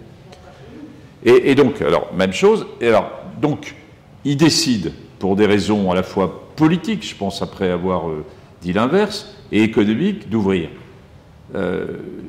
Donc, crainte, et faut-il par exemple, tester aux frontières? Oui, la France l'a demandé, un certain nombre de grands pays européens l'ont demandé. Enfin, ne vous faites pas d'illusions, hein, les virus n'ont pas de frontières. Hein, et ce qu'on teste à un endroit donné, ça va freiner un peu. Mais le problème des tests aux frontières et de se bloquer, on l'a bien vu lors du premier confinement, n'a absolument pas empêché les passages de variants d'une zone du monde à une autre.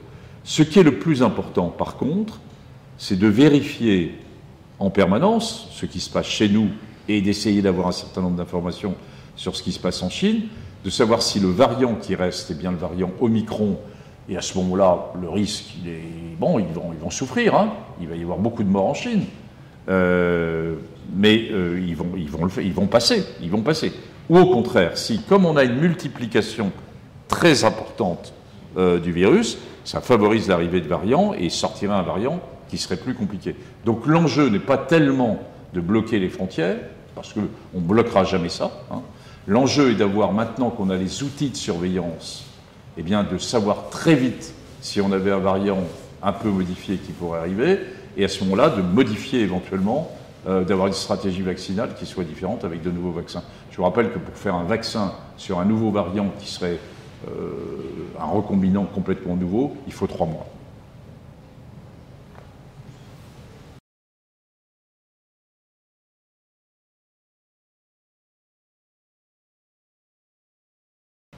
Non, j'ai eu plein de doutes. Je vais vous raconter 2 doutes dont je me souviens très très bien. Alors, c'est pour ça qu'il ne faut jamais être tout seul. C'est pour ça qu'il faut un groupe et que le conseil scientifique, on a été extrêmement soudés. Quand je vous ai dit qu'on a fait 300 réunions, c'est vrai. Et au début du premier confinement, au mois de mars, on avait, ma femme qui est présente ici s'en souvient, initialement par téléphone, puis par vidéo, on avait 2-3 réunions par jour. On ne s'était pas vus. Hein. Il y avait des membres du conseil scientifique qui avaient été nommés par les autorités politiques. Moi, j'en ai nommé la moitié. Puis l'autre moitié a été nommée par les autorités politiques. Il y a des gens que j'ai découverts en marchant. Hein. Mais on est devenu un bloc extrêmement solide, hein, pour se tenir les coudes. J'ai 2 souvenirs très difficiles, hein, dans ma tête. Le premier, c'est, vous vous souvenez qu'on a confiné le premier confinement, on l'a fait un mardi à midi. Hein. Il y avait un certain nombre de gens qui étaient partis d'ailleurs, qui avaient bougé entre le lundi et le mardi matin. Et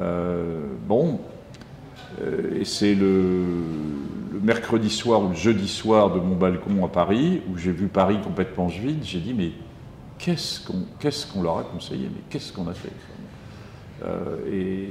Donc pour vous dire que le doute, dont je vous ai indiqué que le doute, il existe chez les scientifiques et chez les médecins, peut-être un peu moins chez nos très hauts décideurs, mais voilà, ils sont conçus pour décider. Mais bien sûr, je l'ai eu. Et le deuxième grand doute, c'est, je ne sais pas si vous vous souvenez de cette période de début avril 2020, où, à la suite du confinement, nos projections, les projections de nos modélisateurs, parce qu'on a beaucoup travaillé avec les modélisateurs, hein, qui avaient prédit qu'un confinement dur, strict comme celui qui a été mis en place, devrait aboutir à une réduction de l'impact sur le système de soins à partir du 10 avril, hein, qu'il fallait un peu plus de 3 semaines pour arriver à casser l'impact sur les entrées en réanimation. Et le 7, le 8, le 9, c'est le moment où il y avait le plus de trains de TGV qui partaient de Paris, de la région parisienne, sur Bordeaux, Rennes, Lyon, qui étaient moins touchés.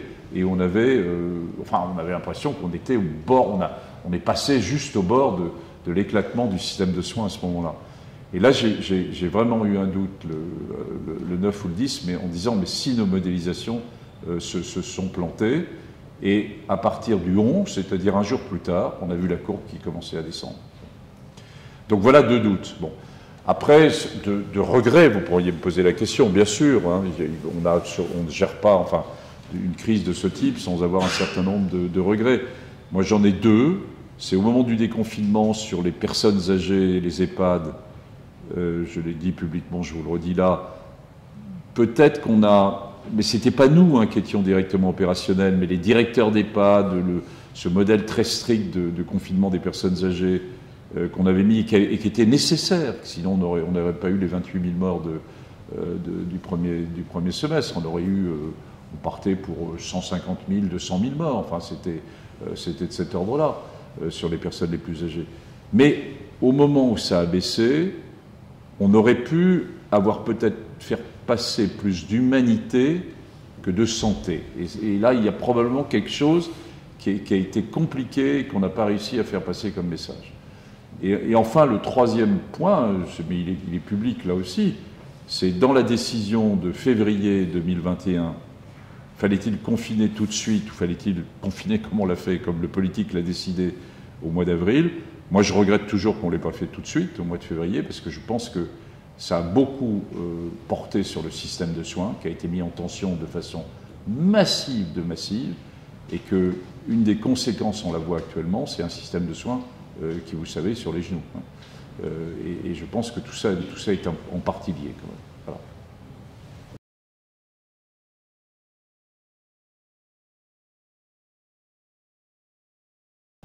Alors, d'abord, pour bien que tout le monde comprenne, ce n'est pas le médicament américain qui a entraîné l'hépatite C. Hein. Je me suis mal exprimé si vous avez compris ça. Le médicament américain était là pour traiter la bilharziose. Pour donner ce médicament américain, il fallait passer par des injections intramusculaires.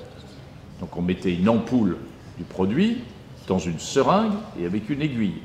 Et ensuite, on faisait une intramusculaire. Et au lieu de faire une intramusculaire individuelle, la même aiguille, la même seringue servait pour 500 personnes. Donc ce n'est pas le médicament qui a entraîné la pathologie hépatite C. C'est l'injection et le fait qu'on a transmis un virus qui existait chez une personne donnée, et comme il n'y avait pas aucune hygiène, entre guillemets, on l'a transmis avec le reste. Donc ce n'est pas le médicament, là, en l'occurrence. Parfois, des médicaments peuvent entraîner des effets secondaires importants, mais là, en l'occurrence, ce n'est pas ça. Alors après, sur la question que vous posez, sur finalement, la sécurité de ces vaccins et de la sécurité à long terme. Alors, moi, j'étais très clair dès le début, hein, tout médicament efficace a des effets secondaires. Et si on vous dit l'inverse, bullshit, vous changez de médecin. Un médicament, s'il est efficace, il a des effets secondaires. Plus ou moins marqués, qu'on va découvrir plus ou moins tôt, et on pèsera le bénéfice risque versus intérêt pour le patient. Mais fondamentalement, dans la nouvelle médecine de l'innovation, on touche à des choses extrêmement subtiles de la biologie cellulaire, et il a des effets secondaires. Donc, par définition, ces vaccins mRNA ou pas mRNA, il y a eu un autre vaccin avec le vaccin AstraZeneca, qui n'était pas un vaccin mRNA, on s'attendait à des effets secondaires. Les effets secondaires des vaccins anti-Covid, non, il n'y a jamais eu une pharmacovigilance, c'est-à-dire une surveillance des effets secondaires par des équipes ad hoc et par des agences ad hoc dans les grands pays démocratiques, la France, l'Allemagne, l'Angleterre, l'Italie, l'US. On n'a jamais autant surveillé les effets secondaires à court et à moyen terme de ces vaccins. Et il existe un certain nombre d'effets secondaires. L'AstraZeneca, par exemple, qui entraînait un certain nombre d'effets secondaires sur les sujets jeunes, a été mis d'abord, je dirais, il y a une répartition en fonction de l'âge, puis, comme il y avait un rapport bénéfice-risque qui n'était pas suffisamment important, il a été passé, ce sont les vaccins mRNA qui ont pris le pouvoir, dans une certaine mesure, et donc, il y a une surveillance court et moyen terme. Votre question, elle est sur le long terme. Et le long terme, je ne sais pas. Je défie quiconque de vous répondre. On est dans le long terme. Comment voulez-vous qu'on anticipe des choses qui pourraient survenir sur le long terme? Bon, donc, y aura-t-il des effets secondaires de ces vaccins mRNA sur le long terme? Un, je ne sais pas. Deux, on pourrait poser le même type de questions sur un certain nombre d'autres médicaments qui sont pris, hein, et de médicaments très, très efficaces aussi. Mais on est dans quelque chose de très particulier, puisqu'avec le vaccin, on n'est pas dans une notion de médicament, mais on est dans une notion de prévention. Hein. C'est-à-dire chez des sujets qui, a priori, vont bien, et on essaie de prévenir contre soit la transmission, ce n'est pas le cas, soit la survenue de formes graves chez les sujets les plus à risque et les plus âgés. Donc, le rapport bénéfice-risque, quand on parle de prévention, il doit se situer évidemment à un autre niveau que quand on parle d'un rapport bénéfice-risque au cours d'un traitement. Vous êtes prêt pour un cancer à accepter un certain nombre de traitements lourds avec des effets secondaires, vous êtes moins prêt à l'accepter dans un mécanisme de prévention. Alors, on a quand même quelques données. Après vous avoir dit que je ne savais pas, ce n'est pas tout à fait vrai. Les données d'utilisation de mRNA, parce que ces techniques de mRNA avaient déjà été utilisées, mais en petit nombre. Là, on est parti en centaines de millions de personnes qui ont été vaccinées. Bon. Ces techniques mRNA avaient été utilisées sur plutôt 30-40 000 personnes, dans des traitements par des biotech américaines, là aussi, dans des traitements de certaines maladies virales, neurodégénératives, et elles étaient, initialement, les vaccins mRNA avaient été conçus, et c'est en train d'ailleurs de se faire aussi, comme nouvelle stratégie de thérapeutique anticancéreuse. Hein. Donc pour vous dire que c'est arrivé très vite sur le Covid, mais il y avait déjà toute une recherche qui était là autour. Et les données, alors, qu'on a, qui ne sont pas du long terme, mais qui sont plutôt ces dizaines de milliers de personnes qui avaient été traitées, ce qui n'a rien à voir avec des centaines de milliers de personnes, montrent qu'à 6-7 ans, on n'a rien observé de particulier. Voilà ce que je sais. Hein. C'est-à-dire, pour répondre à votre question, eh bien, je ne peux pas, et personne ne peut vous assurer qu'il n'y aura pas d'effet secondaire à plus long terme. Mais pourquoi?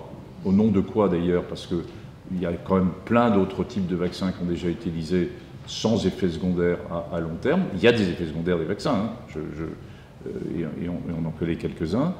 Donc, c'est un risque qui a été pris et qui implique une surveillance majeure de ce qui doit se passer.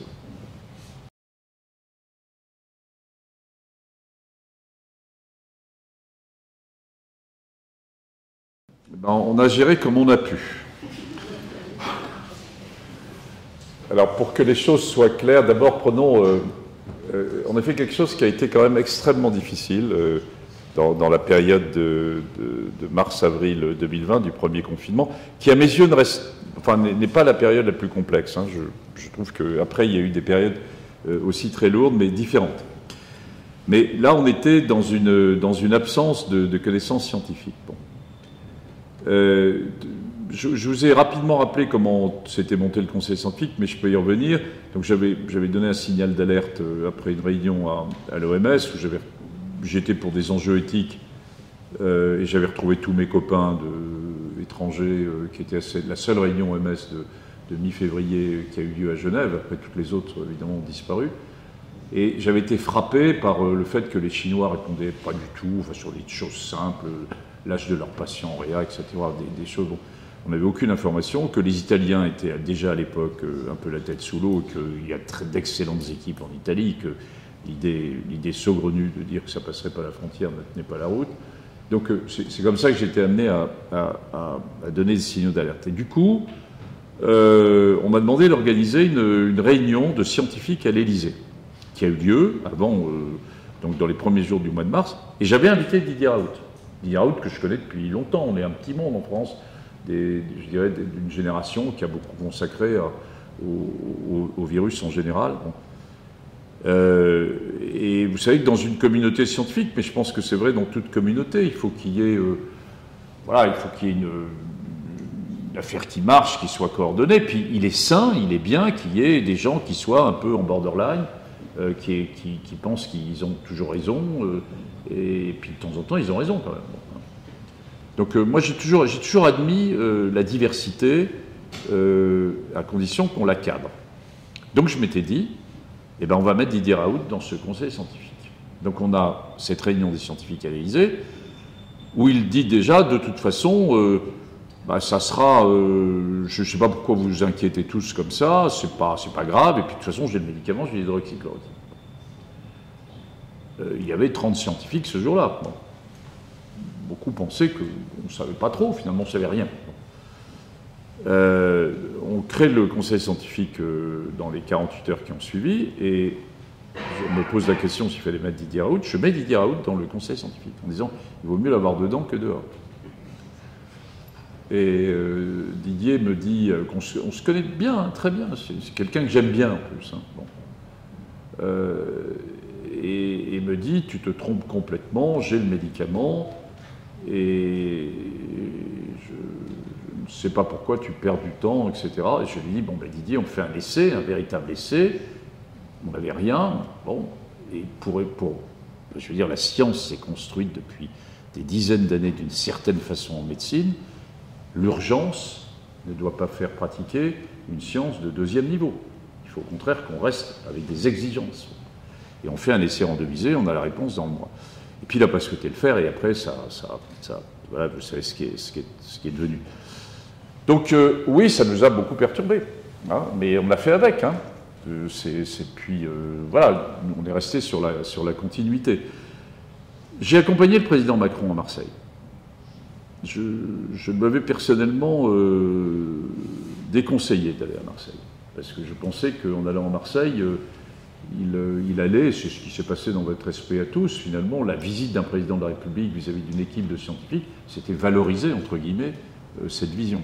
Lui, il y allait pour autre chose. Et donc ça a été une visite un peu éprouvante, à vrai dire. On était passé le matin avec tous les scientifiques et ce qui était en train de se monter, des scientifiques de la PHP dans mon hôpital à Bicêtre, c'est évidemment passé inaperçu, et tout le monde a parlé de cette visite à l'IHU de Marseille. Bon, visite un peu compliquée dans laquelle je n'ai pas à rentrer. J'ai un devoir de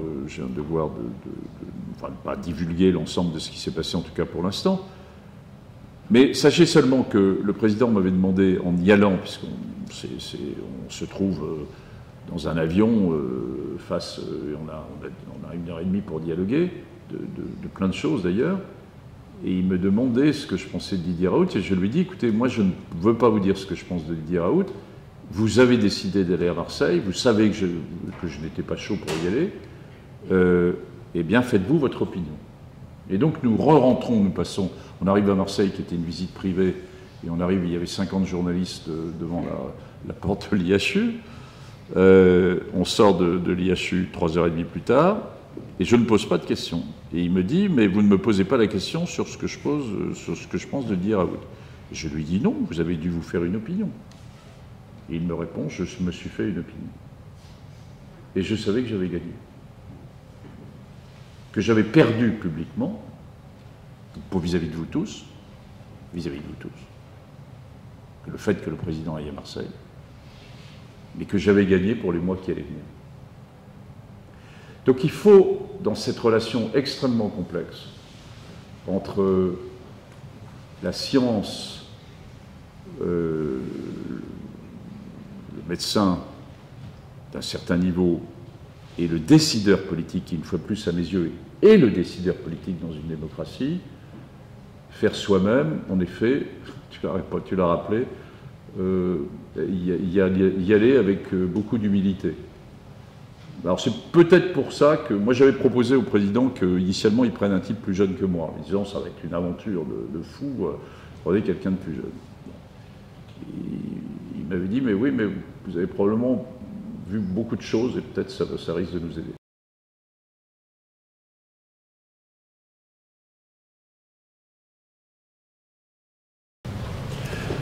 Non, mais j'essaie, si vous voulez, vis-à-vis de Didier Raoult, d'être serein, calme, parce que finalement, je le plains plutôt. Hein. C'est une belle carrière scientifique qui se termine dans un drame humain pour lui. Voilà, maintenant tout s'accumule. Il a X procès sur le dos de l'ensemble on sait que ces résultats étaient faux. Enfin bon, donc c'est extrêmement lourd, si vous voulez. Mais je reconnais volontiers que durant la phase de mars-avril jusqu'à mi-mai, à partir de mi-mai je crois, enfin pendant une phase de 2 mois, oui, ça nous a beaucoup compliqué la tâche. C'est pour ça qu'il faut avoir les épaules solides, un peu d'optimisme, avoir une vision, voilà, et puis, une fois de plus, l'exercice d'intelligence collective. Quand vous êtes 16 ou 17 autour de la table, que vous êtes de formations différentes et que vous entendez, c'est quelque chose de fondamental. Donc c'est rare de gagner contre un groupe.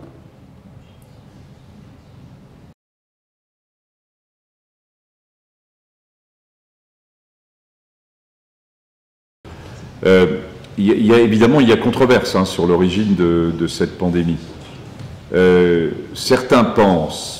Enfin, d'abord, ça pose la question, je l'ai dit au début, de la notion de santé globale et du fait qu'on sait bien que, ça a été le cas avant le SARS-CoV-2, Ebola est un autre exemple, à un moment donné, vous avez des réservoirs animaux ou des réservoirs, et en particulier la chauve-souris est un réservoir qui vit avec une série de virus, les uns plus pathogènes que les autres, et en se portant admirablement bien. Bon, et donc il y a des tas de recherches qui se font, mais probablement de façon insuffisante, pour essayer de comprendre pourquoi, alors qu'il y a une série de virus intégrés dans du DNA de chauve-souris, pourquoi la chauve-souris vit très bien avec tous ces virus qui sont éminemment pathogènes chez l'homme.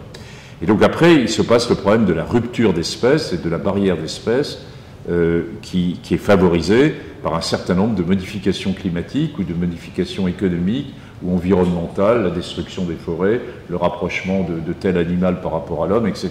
Donc on est vraiment dans une vision, et il faut avoir maintenant cette vision-là, pas seulement de la santé humaine, mais de la santé humaine dans un contexte de l'environnement plus global. Alors, sur Wuhan, en effet, le P4 de Wuhan a été construit à la fois par l'Institut Mérieux. Pourquoi Mérieux? Parce qu'il y avait un P4 à Lyon, hein, qui est issu de chez Mérieux, et par l'INSERM, donc un de nos grands organismes de recherche. Et puis, donc les modalités de construction de ce P4 avaient été dans le cadre d'une collaboration franco-chinoise d'il y a 12 ans, c'est-à-dire que quand la Chine n'était pas devenue le pays scientifique qu'elle est devenue entre-temps, hein, et où le niveau des équipes chinoises n'était probablement pas le niveau qu'il est devenu maintenant. Et puis ensuite, après la construction, eh bien, en gros, les Européens et les Français ont été mis dehors, et les Chinois ont pris le pouvoir alors que ça devait être un endroit de collaboration scientifique. Puis les équipes françaises n'étaient pas non plus enthousiastes pour partir sur Wuhan. Hein. Les torts sont probablement partagés, entre guillemets. Le relais a été pris par énormément d'équipes américaines. Et il y a eu d'énormes financements américains et beaucoup d'équipes américaines qui ont été travaillées à Wuhan. Et d'ailleurs, Tony Fauci, que j'évoquais tout à l'heure, est beaucoup attaqué sur ça en disant que vous avez financé finalement des recherches sur des modifications de variants virales sur Wuhan, et c'est donc vous êtes en partie responsable de ce qui a pu se passer. Donc il y a deux hypothèses. Soit il y a eu, pour des raisons diverses et variées, un échappement d'un variant de construction qui serait sorti du P4 de Wuhan, c'est une première hypothèse. À vrai dire, moi, c'est pas la mienne, hein, du tout. Hein. Et je vais vous expliquer pourquoi c'est pas la mienne. C'est parce que il y a 10 ans de ça, dans un laboratoire de l'Institut Pasteur au Cambodge, à Phnom Penh, où il y a un équipement du réseau de cet Institut Pasteur de Phnom Penh qui est du niveau de l'Institut Pasteur de Paris. C'est plus petit, mais c'est de très haut niveau d'équipement. Ils avaient décidé de travailler sur les chauves-souris, pour la raison que je viens de vous indiquer. Comment un animal de ce type vit-il avec les virus les plus dangereux du monde? Donc ils avaient été prendre des chauves-souris dans des grottes très particulières qui sont dans le triangle d'or, à la limite du Laos, du sud de la Chine et du nord du Cambodge, hein, qui sont de cette zone complètement perdue. Et ils avaient récupéré des chauves-souris. Les chauves-souris en Asie, dans cette région du monde, c'est ça, hein, c'est 30 cm ou 40 cm de taille, hein, c'est très très gros, ça n'a rien à voir avec nos petites chauves-souris. Bon. Et puis, ils avaient récupéré plein de choses, ils les avaient congelées, sorties éventuellement du matériel génétique, puis après ils n'avaient plus eu d'argent. Et donc ils avaient laissé ça dans les congélateurs à moins 80, à Phnom Penh, où ils avaient tout un stock de matériel. Quand arrive le SARS-CoV-2, ils font une demande de financement qu'ils ont immédiatement en disant on va regarder si on trouve du SARS-CoV-2 dans l'ADN de nos chauves-souris d'il y a 10 ans. Et réponse qu'est-ce qu'ils trouvent? Ils en trouvent dans beaucoup de chauves-souris, environ 22 à 23%. Et la similitude de séquence, quand on séquence complètement l'ADN, elle est de l'ordre de 98%. C'est-à-dire qu'il y avait 10 ans auparavant du SARS-CoV-2 qui existait dans un animal réservoir, dans cette région du monde, mais qui n'avait pas passé la barrière entre chauve-souris, animal intermédiaire, alors vous savez, ces animaux de marché, etc., et puis qui n'avait pas passé la barrière humaine. Donc on peut imaginer qu'il y ait eu possiblement l'échappement d'un variant, mais l'hypothèse quand même, maintenant, qui est admise quand même par beaucoup de gens, même s'il y a une discussion scientifique, et c'est bien d'ailleurs, c'est que ce variant existait déjà, et que la vraie question, c'est pourquoi tout d'un coup il y a une rupture de la barrière d'espèce.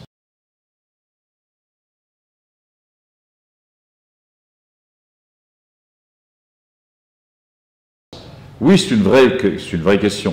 Moi, je n'étais pas persuadé au départ, hein, quand j'en ai discuté avec le président, qu'il fallait créer un conseil scientifique des nouveaux. Je m'étais dit, on pourrait mettre les présidents des différentes agences entre eux, entre l'HAS, l'Autorité de santé, l'ANSM, Santé publique France, les organismes de recherche, et puis il crée un conseil scientifique. Et, il n'a pas souhaité le faire. Il a souhaité créer quelque chose de nouveau. Santé publique France a eu un début difficile dans cette crise, tout le monde le sait, mais ensuite a fait un travail remarquable sur, par exemple, tous les variants, les bases de données de vaccination. Enfin, il y a eu un travail très important. Par contre, on avait confié à Santé publique France, à côté de cette vision épidémiologique et de surveillance, une vision de commande, hein, de commande des masses, de commande d'un certain nombre de choses, qui était issue d'une autre entité que vous connaissez, puisque vous connaissez ce milieu apparemment, qui s'appelle l'EPRUS, et on avait fusionné les deux ensemble. Et moi, je pense que c'est une grave erreur, et il vient d'y avoir une nomination d'une nouvelle directrice de Santé publique France. Il faut que Santé publique France devienne une agence qui s'occupe de 2D, de surveillance qui donne les données aux scientifiques pour aller plus vite, comme ce qui se passe en Angleterre. La notion de la donnée est un élément essentiel maintenant dans toutes ces crises. Les grandes bases de données, c'est fondamental. Et que le reste, les commandes, c'est autre chose. C'est de la logistique. C'est ni le bureau A320 K30 du 8e étage de Ségur du ministère de la Santé qui n'a aucune compétence pour aller faire des commandes de ce type. C'est un métier de faire de la logistique. C'est un métier que ne connaît pas bien le public. Enfin, il faut appeler un chat, et il faut scinder ça. Le régalien, il est là pour faire décider un certain nombre de choses et s'appuyer sur des compétences qui sont bien meilleures pour le moment dans le privé. Donc il faut couper ça. Oui, probablement. Donc ça sera la conséquence, je pense, à court terme sur Santé publique France.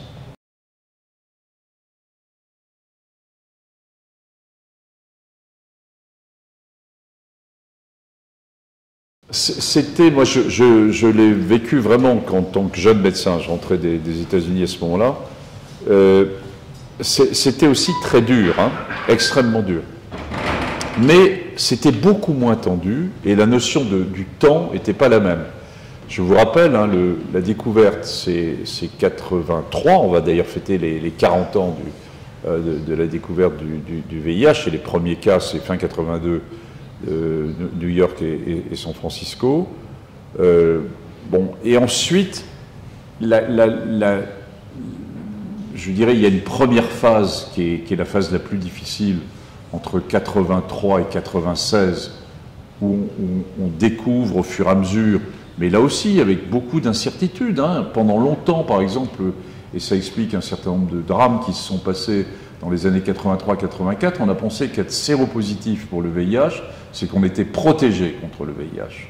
Alors même que ces personnes séropositives, ça témoignait qu'elles étaient infectées. Vous voyez, pour vous dire les incertitudes scientifiques aussi qui ont eu lieu. Puis ensuite, on a été capable de décrire le diagnostic, mais on n'avait aucun traitement, donc une mortalité extrêmement difficile, une période qu'on a vécue en particulier 91 et 96, vraiment très très difficile. Des prévisions pour le politique extrêmement difficiles. Certains, prévisions avaient admis que dans les années 93-94, que la moitié des lits de l'assistance publique seraient occupés par des patients atteints du sida. Et puis brutalement en 96 arrive les trithérapies, le fait que 1 + 1 + 1, c'est beaucoup plus efficace que tout ce qu'on avait imaginé. Ça permet de réduire drastiquement la multiplication du virus. Et on a en 3 mois, en 4 mois, 90% des patients qui s'améliorent et la donne est complètement changée. Puis on rentre dans une autre période qui est la prévention après du sida. Donc, tout ça, ce long préliminaire, pour vous dire que la relation avec le politique ou avec la société civile s'est fait dans une temporalité qui s'est comptée en années. Alors que là, la temporalité de SARS-CoV-2, elle s'est comptée en mois. Tout s'est accéléré, la vie s'est accélérée en général, mais les connaissances, l'arrivée des connaissances scientifiques, 13 ans pour l'arrivée des médicaments contre le VIH. Je vous ai dit, 8 mois pour le vaccin, 14 mois pour le Paxlovid. Donc tout s'est beaucoup accéléré. Mais la principale différence, elle n'est pas là. La principale différence, elle est sur la place de la société civile. Et sur le fait que le pouvoir associatif, le milieu associatif, a joué un rôle fondamental dans les premières années du VIH-Sida, en mettant sur la table l'enjeu. Alors, il y avait bien sûr un enjeu de la communauté homosexuelle, mais pas que, il y avait les autres communautés qui étaient touchées, et a posé sur la table un certain nombre de grands principes sur la prise en charge sur ce type de maladie lourde.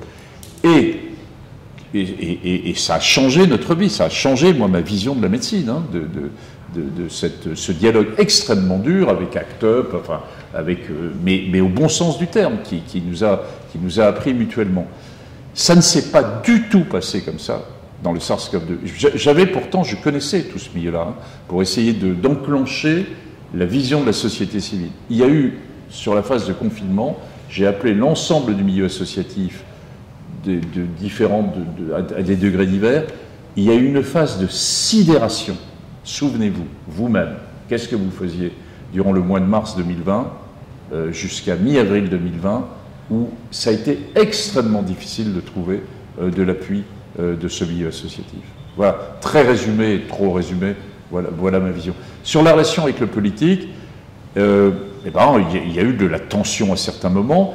Il y a eu aussi, de la part de l'homme politique français, en particulier Jacques Chirac, hein, une compréhension de cette pandémie au niveau international, c'est son discours de Dakar, etc., qui a été très particulière et qui a été très, très porté, une vision de la France sur l'accès aux soins, l'accès aux trithérapies dans les pays à ressources limitées. Et puis après, il y a eu des moments de grande tension aussi avec le politique, hein, comme toujours, mais c'est normal. Dans la relation de crise entre une communauté scientifique et médicale et une communauté et une vision politique, c'est normal qu'il y ait de la tension. S'il n'y a pas de tension, ça veut dire que ça ne colle pas. Hein. Moi, je sors de cette crise avec ça, comme première leçon.